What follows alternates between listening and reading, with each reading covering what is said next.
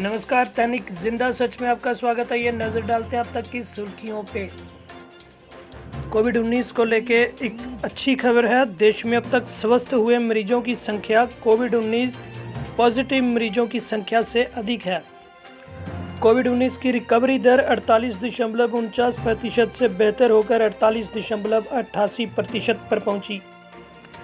पिछले 24 घंटों में 1.45 लाख नमूनों की जांच की गई। कुल परीक्षणों की संख्या 50.61 लाख के पार। ICMR सरकार ने 14 राज्यों को राजस्व घाटा अनुदान की तीसरी किस्त के रूप में 6,195.8 करोड़ रुपए जारी किए ताकि राज्यों को कोविड-19 के खिलाफ लड़ाई में मदद मिल सके।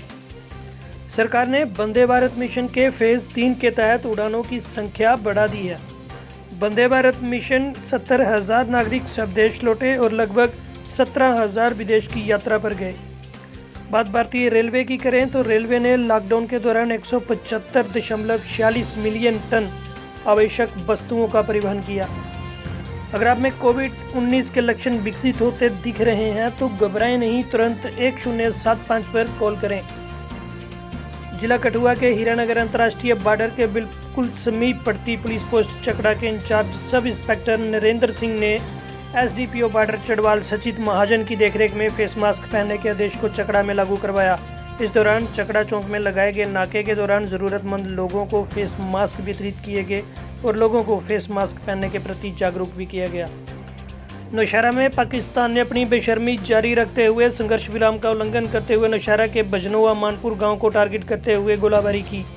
इसके साथ साथ कलाल और खोरीबाबा में भी पाकिस्तान की तरफ से फायरिंग की गई। इतना ही नहीं, पाकिस्तान की इस नापाक हरकत से क्षेत्र के जंगलों में भी आग लगने से काफ़ी नुकसान हुआ। बजनोआ के स्थानीय लोगों ने बताया कि बाकी हर जगह बंकर बनकर तैयार हो गए हैं, लेकिन बजनोआ में 3 से 4 ही बंकर अभी तक बन पाए हैं। लोगों ने कहा कि हमें जल्द से जल्द बंकर बनाकर दिए जाए ताकि गोलाबारी के समय लोगों को सड़क की पुलियों के नीचे छुपकर जान ना बचानी पड़े।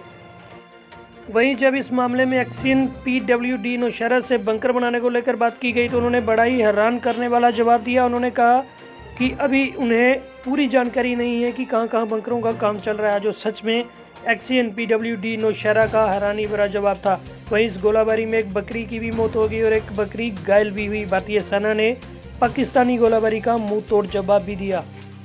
उधमपुर के रामनगर के डिग्री कॉलेज में स्थित क्वारंटाइन सेंटर में 25 मई को 29 लोग आए थे, जिनमें से 2 लोगों के टेस्ट की रिपोर्ट नेगेटिव आ चुकी है, जबकि बाकी लोग अभी भी अपनी रिपोर्ट की प्रतीक्षा कर रहे हैं। लोगों का कहना था कि वह 19 मई को उधमपुर में पहुंचे थे और 25 मई को उन्हें रामनगर भेजा गया। 4 जून को उनका एक बार फिर से टेस्ट हुआ, लेकिन अभी तक उनकी रिपोर्ट नहीं आई। उनका कहना था कि उनकी रिपोर्ट जल्द से जल्द भेजी जाए ताकि वह अपने घरों में जा सकें। एयरपोर्ट में लगातार हो रही देरी की वजह से उनके घर वाले बहुत परेशान हैं, इसलिए वह प्रशासन से मांग करते हैं कि उनकी रिपोर्ट को जल्द से जल्द दिया जाए, नहीं तो वह प्रदर्शन करने पर मजबूर हो जाएंगे।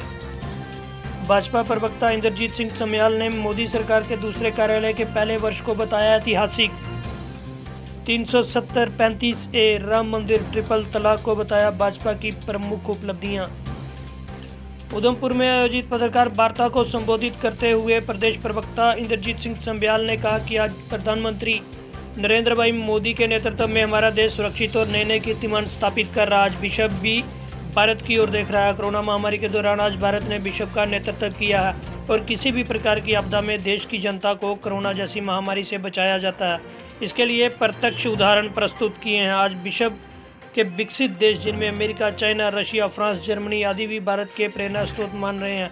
आज विश्व के स्वास्थ्य संगठन WHO में भारत के स्वास्थ्य मंत्री हर्षवर्धन जी को विश्व स्वास्थ्य संगठन का अध्यक्ष बनाया जाना एक बहुत ही बड़ी सफलता और गर्व का विषय है। आज अमेरिका के राष्ट्रपति डोनाल्ड ट्रंप G7 देशों की निष्पस्त G9 की बात कर रहे हैं, जिसमें भारत और रूस को भी G7 के विस्तार को करते हुए G9 में सदस्यों के रूप में जोड़ा गया है।